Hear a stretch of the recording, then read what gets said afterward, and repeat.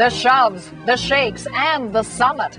Protesters in London push for radical change in the international finance system as the most powerful politicians on the planet meet and greet at the G20 summit. They're hoping to agree on a way to rescue the world's economy. But with 20 countries at the table, activists laying siege to the city's big banks, and time out to meet the Queen, the chance of getting a world-changing deal is a long shot. The world leaders do get down to brass tacks a little later in the summit. Right now, though, the action is in the crowded streets of London, where police are grappling with angry protesters, many of them willing to use violence to make their political points. There's a whiff of tear gas in the air. Police have waved batons, bloodied heads, and made arrests. And a few bank windows have been broken. The CBC's Anne McMillan is near the Bank of England, where some of the biggest crowds are, and we've reached her by phone. So, Anne, just describe the scene unfolding around you this morning. Well, Nancy, in the past few minutes, the police, and there's a huge police presence here because they were expecting trouble and they got it, have started allowing some of the demonstrators to leave the area around the Bank of England.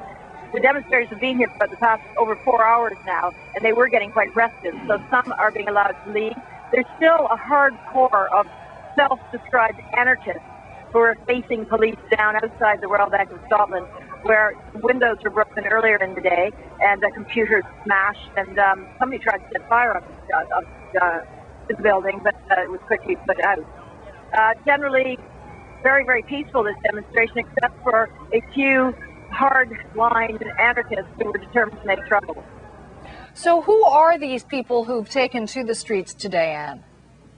There's a really wide, eclectic collection of people, everybody from environmentalists to anti-capitalists to people who are against the war in Iraq and Afghanistan, so a wide range. And they've come together outside the Bank of England because they are very anxious that the G20 leaders meeting in London tomorrow hear their voices. They want to be taken seriously. They are determined that things are not going well economically globally at the moment, and that changes need to be made. They all have slightly different views about what those changes should be, but they are united in wanting to be heard.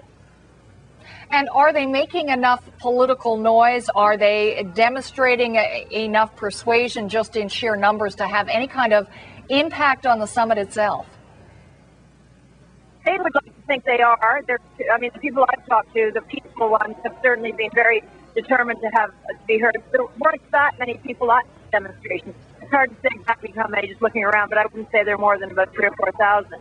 So the numbers aren't enormous, but the sentiment is very strong, and people are genuinely concerned.